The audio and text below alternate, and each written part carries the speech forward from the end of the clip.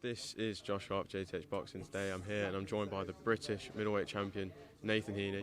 Nathan, first of all, how are we doing today? Yeah, I'm doing very well, mate. It's been a busy last 2 weeks, obviously, with all the media stuff and obviously seeing people with my new title, and yeah, but it's been really good.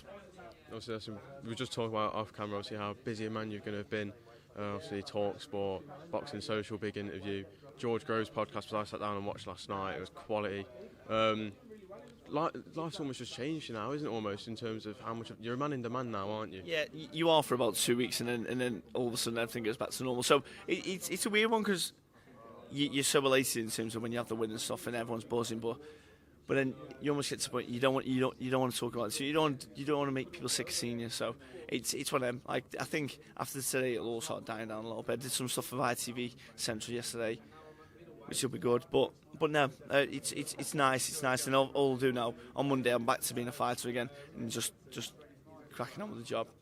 Obviously, you mentioned first of all, obviously up on the stage there, you mentioned that you'll be talking with Frank and George Warren on Monday.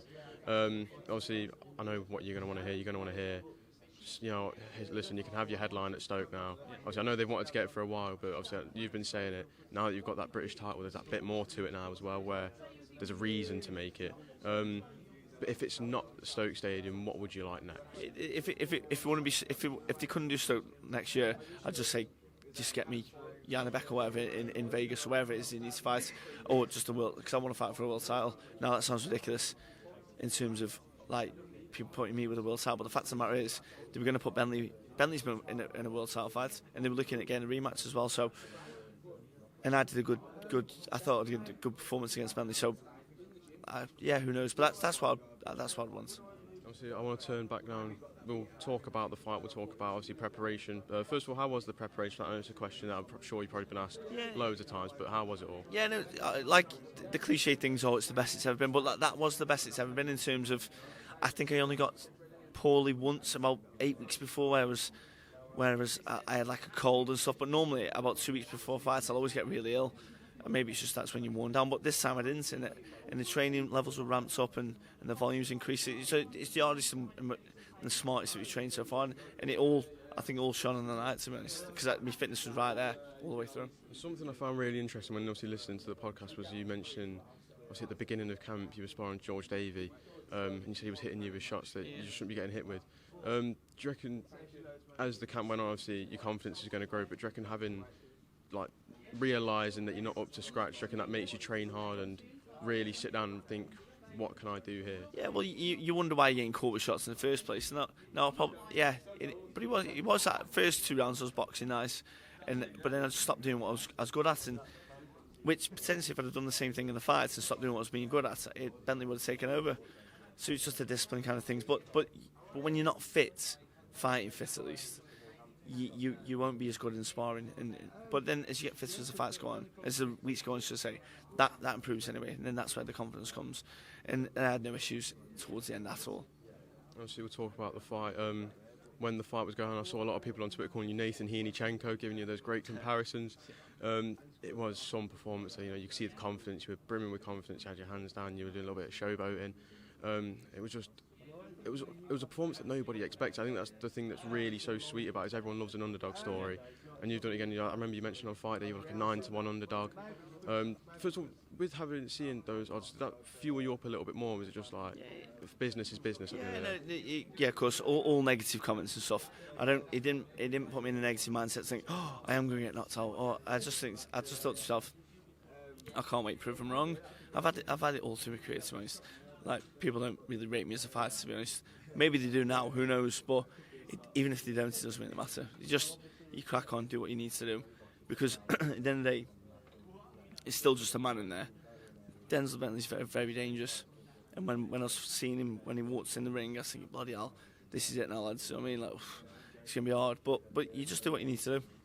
Obviously, the ring walk, it was the usual Delilah, but you sat there and you enjoyed the whole song. You walked to the ring, it was very slow, but I think I saw someone say, when there's a man looking like you, you had the moustache, you had everything, walk into the ring, sing along with all the fans. People were saying, he's not getting beaten tonight. There's no way you could get beaten after doing that. I remember you saying that as well. There's no way you could lose. Well, you definitely can't lose, because you look a right idiot if you do all that and then you lose afterwards. But no, it certainly sets the tone. It's just, like I love it. I do. Like I say, the change room's silence. There's no music playing. The first tune I hear on the night is Delilah, and then obviously that sets me in, and everything gets ready, like, and it just gets you mentally prepared. And I was bang on, to be honest.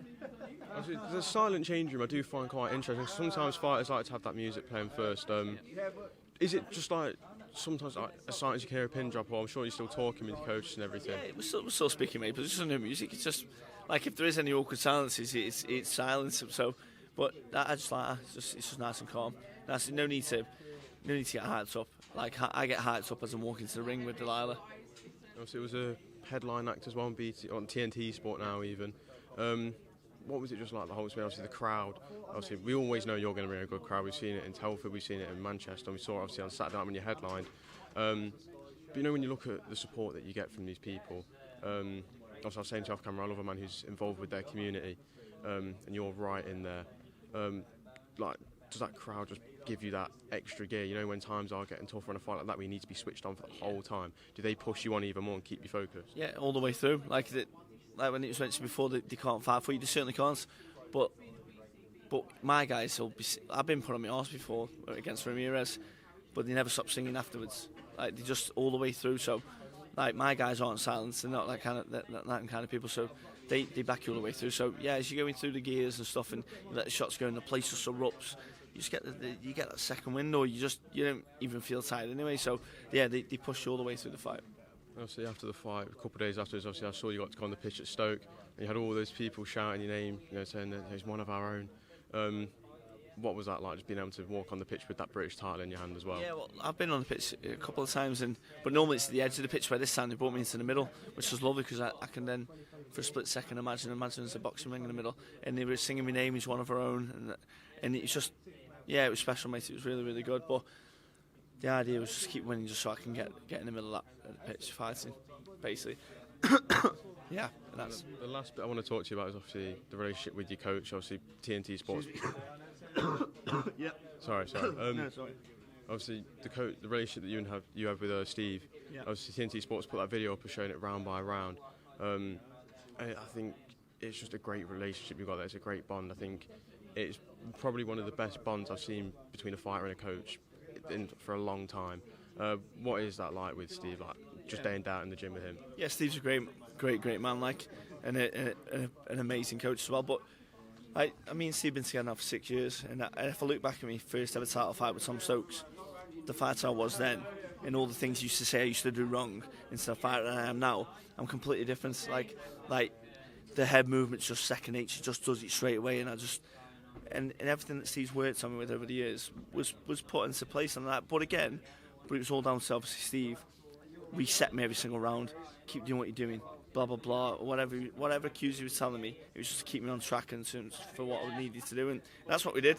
And then obviously, but then he showed that footage online because it was just great.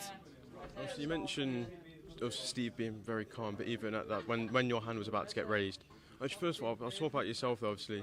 I'm sure was it when you heard that 114 first of all, what was going through your mind when you heard that? Absolutely nothing, because in my head I was like, I've won this fight. So even though they said 114, not for 1 second I think they're going to rip me off, although one tried to. But when I saw 116, 113 and 117, 111, I knew there was no way they could rip me off that bad, because I knew I knew I'd won the fight.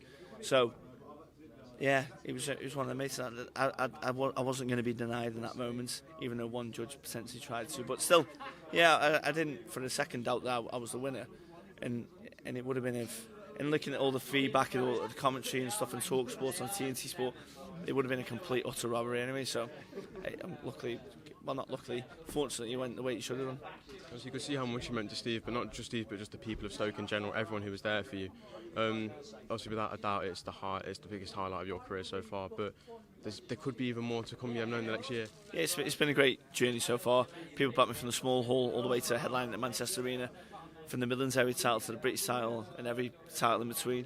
So yeah, it's the journey's going to carry on going good. So hopefully I can bring us something more back to the city. And finally, just a message to all the people. I'm sure you've had to give them a lot of messages anyway, but just one message to everyone who comes and supported you time in, time out from the start of your career all the way to now, and for the future fights as well. Just a quick message to them. Yeah, as always, guys, thank you so much. Like the most phenomenal sports in the world, to be honest, and yeah, hopefully we get some bigger nights in the future. Nathan, thank you very much for your time. It's an absolute pleasure to talk to you. I cannot wait to see what's next for you. Top man. Thank you very much. Cheers. Yeah, good. Can I just get